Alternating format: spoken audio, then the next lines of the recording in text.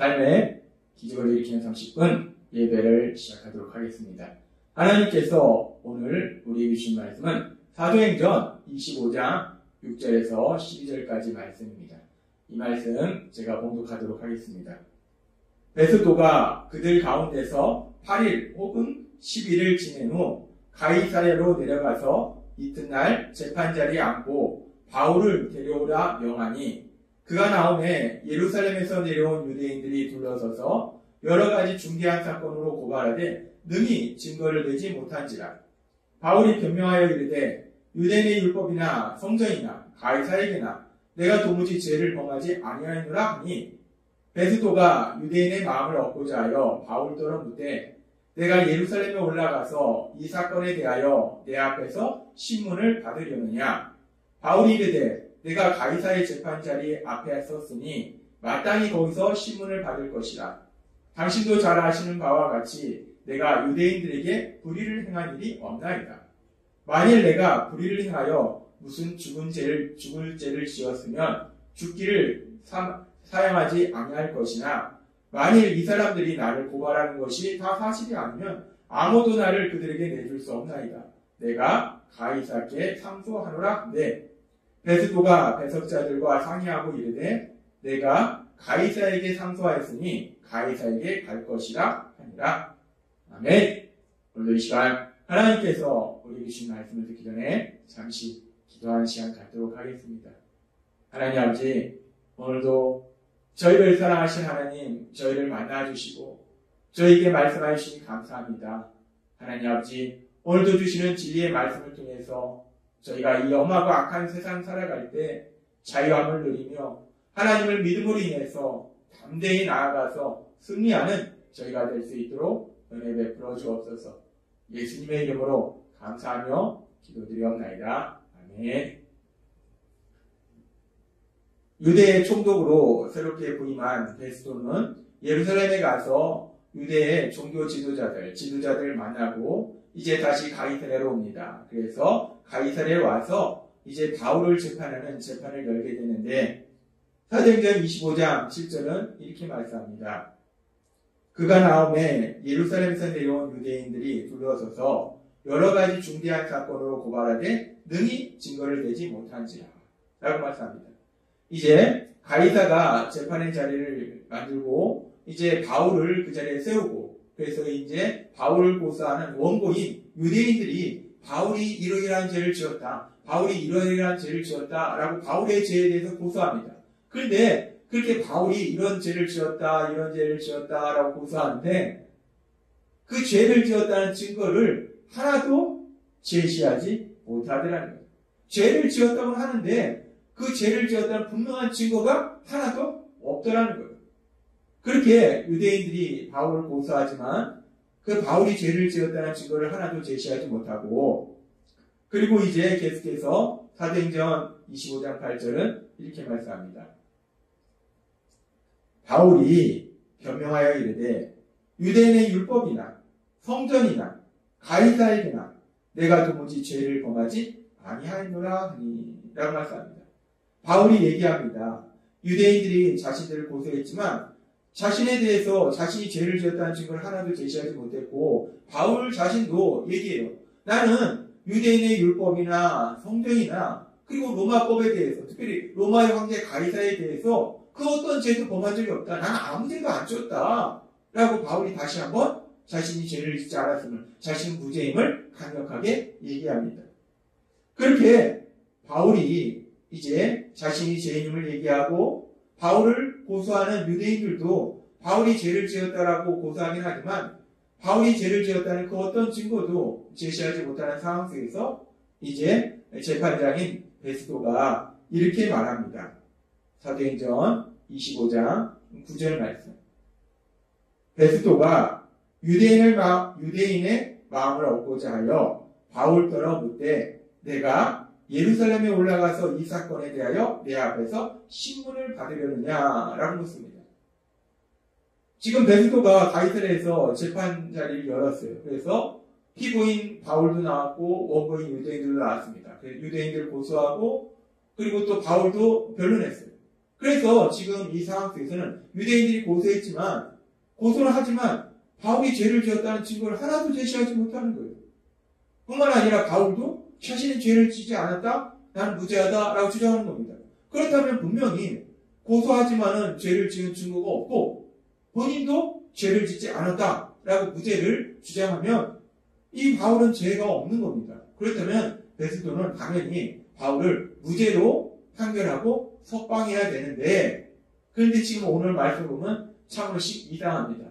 바울을 무죄로, 그래 유대인들이 너를 고소했는데 죄인이라는 증거가 하나도 없고 너 자신도 무죄라고 주장하니까 너는 무죄다, 나를 석방하겠다 라고 얘기하는 것이 아니라 베스도가 이제까지 재판해놓고 또 얘기합니다. 너가 예루살렘에 가서 다시 또 재판을 받으려냐, 다시 신문을 받으려냐 라고 베스도가 바울에게 질문합니다.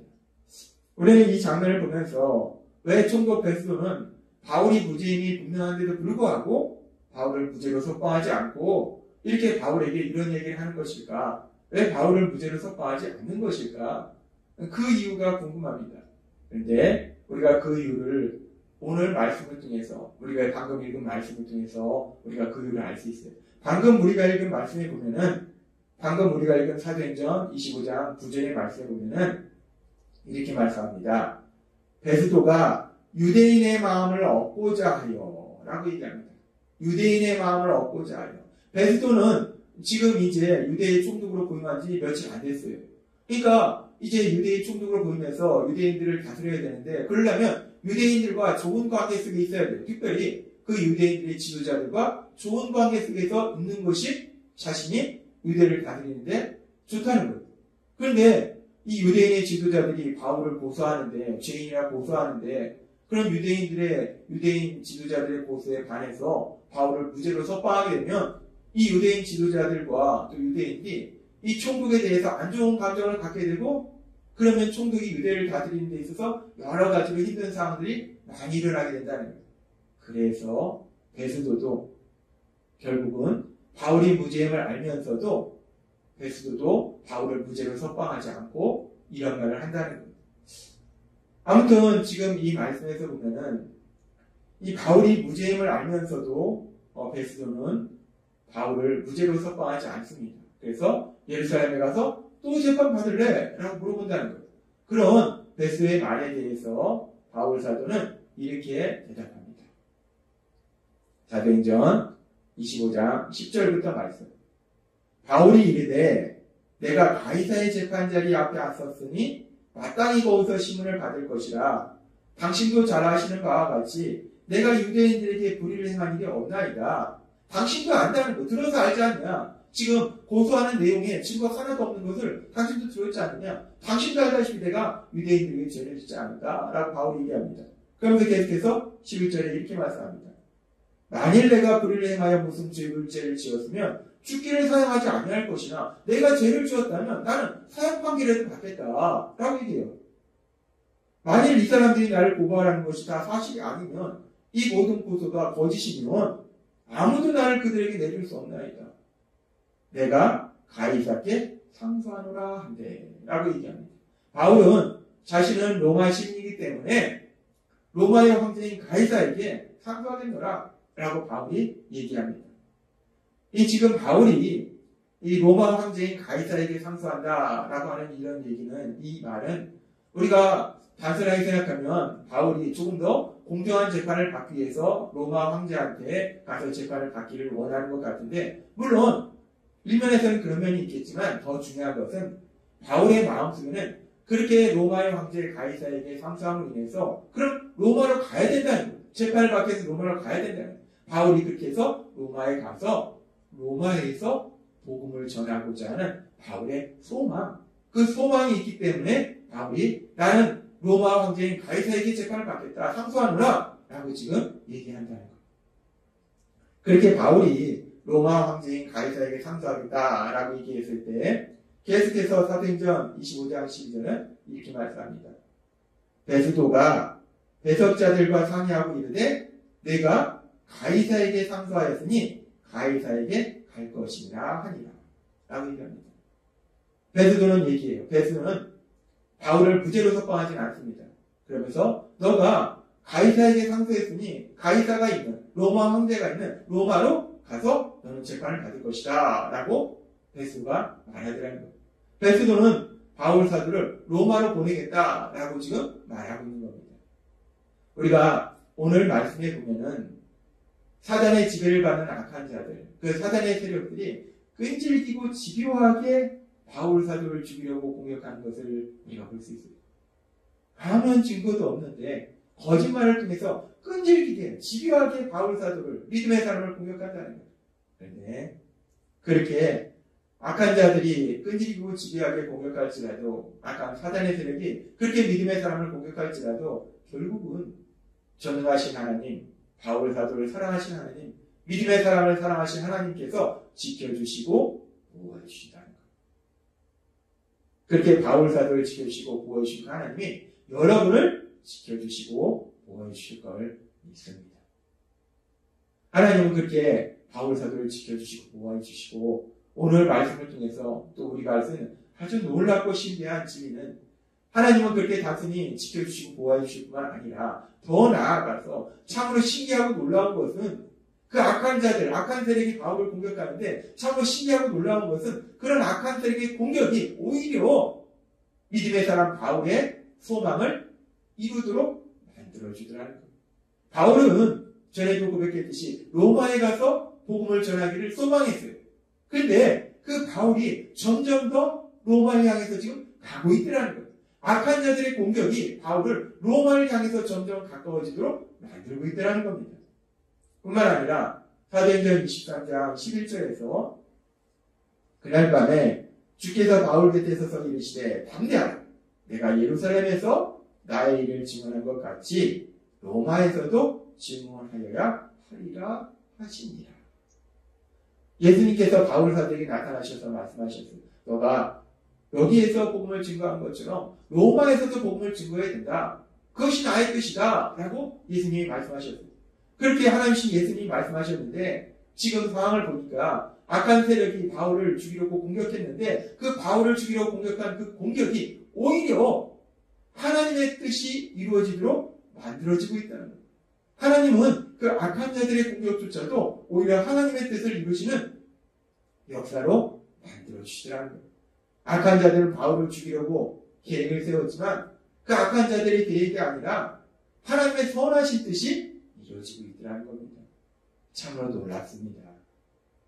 그래서 하나님께서는 잠언 19장 21절의 말씀을 통해서 우리에게 이렇게 말씀하십니다.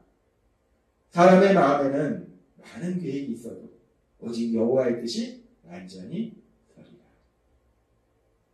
아멘. 사람의 마음에 아무리 많은 계획이 있어도 하나님의 선하신 뜻이 이루어진다는 거예요. 특별히 악한 자들의 그 많은 악한 계획이 있을지라도 그 악한 계획이 이루어지는 것이 아니라 하나님의 선하신 뜻, 그 선하신 뜻이 이루어진다라고 말씀하신다는 거예요. 우리가 오늘 말씀을 통해서 보았듯이 바울 사도를 죽이려는 악한 자들의 그 많은 계획이 있었는데 그 계획이 이루어지는 것이 아니라 그 계획이 오히려 하나님의 선하신 뜻을 이루도록 만들더라는 거예요. 하나님은 오늘 우리에게 말씀하십니다. 사도행전 25장에 바울 사도의 삶의 모습을 통해서 그리고 잠언 19장의 말씀을 통해서 우리에게 말씀하실 때 사람의 많은 계획이 이루어지는 것이 아니라 하나님의 선하신 뜻이 이루어진다라고 말씀하신다는 거예요. 때로는 우리가 세상을 살아갈 때 우리의 어리석은 계획이 있습니다. 근데 우리 어리석은 계획이 이루어지는 것이 아니라 하나님의 선하신 뜻이 이루어지게 될 걸 믿습니다. 또한 우리가 세상을 살아갈 때 악한 자들의 악한 계획이 있어요. 그러나 그런 악한 자들의 악한 계획이 이루어지는 것이 아니라 하나님의 선하신 뜻이 이루어지게 될 걸 믿습니다. 하나님이 오늘도 우리에게 주신 말씀처럼 우리 삶 속에 인간은 어리석고 미련하고 죄악된 인간이 많은 계획을 세울지라도 인간의 그 죄악된 계획이 이루어지는 것이 아니라 어리석은 계획이 이루어지는 것이 아니라 하나님의 선하신 뜻을 이루시는 그 하나님이 이제 우리를 사랑하시는 아버지가 되시기 때문에 그 하나님의 사랑 안에 거함을 인해서 하나님이 이루시는 계획하신 그 선하신 뜻이 우리 삶 속에 이루어지는 그 놀라운 역사들을 풍성히 체험하시고 그래서 하나님의 크신 영광을 나타내시는 여러분이 되시길 주님의 이름으로 축원합니다. 기도하겠습니다. 하나님 아버지 감사합니다. 오늘도 주신 말씀처럼 사람의 어리석고 미련하고 악한 계획이 이루어지는 것이 아니라 하나님의 선하신 뜻이 이루어진다 말씀하여 주시니 감사합니다. 그 하나님이 저희 아버지가 되시기에 저희를 향하신 그 선하신 뜻이 이루어짐을 인해서 저희가 참된 기쁨과 행복을 누리고 그런 저희의 삶을 통해서 하나님의 크신 영광이 나타날 걸 믿습니다. 예수님의 이름으로 감사하며 기도드립니다. 아멘. 이 시간도 하나님께서 주신 말씀을 묵상하면서 조용히 기도하는 시간 갖도록